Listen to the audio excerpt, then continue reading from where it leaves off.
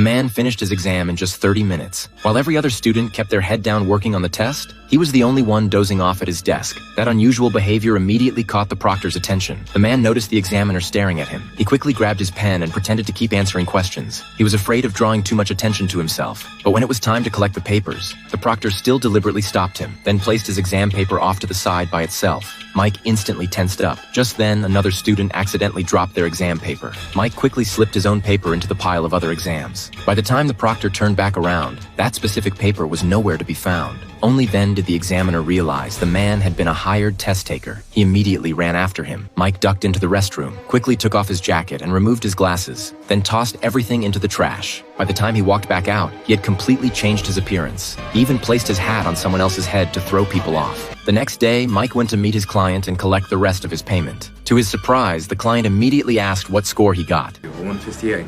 I told you I wanted a 175. You're a B- student, you got 1,000 on your SATs. If I get you a 175, they'll know you cheated. So only a genius loser can get a 175? Actually, no, I would get a 180.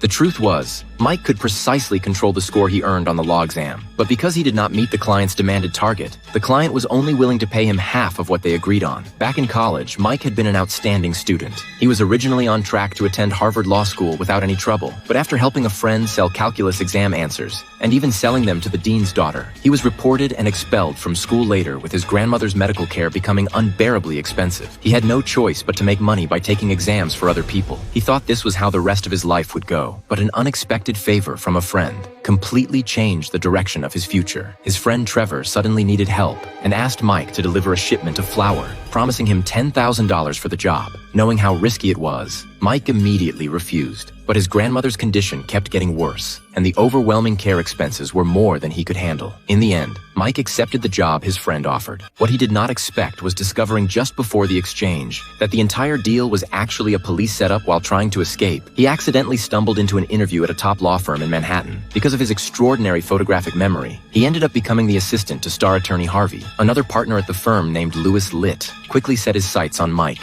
He knew Mike possessed a remarkable talent. Harvey genuinely admired Mike, but Louis only saw him as a strategic advantage. Mike's incredible memory gave him unmatched potential. If Mike worked under him, he could help secure major clients and strengthen his position in the firm's internal power struggles. He might even surpass Harvey.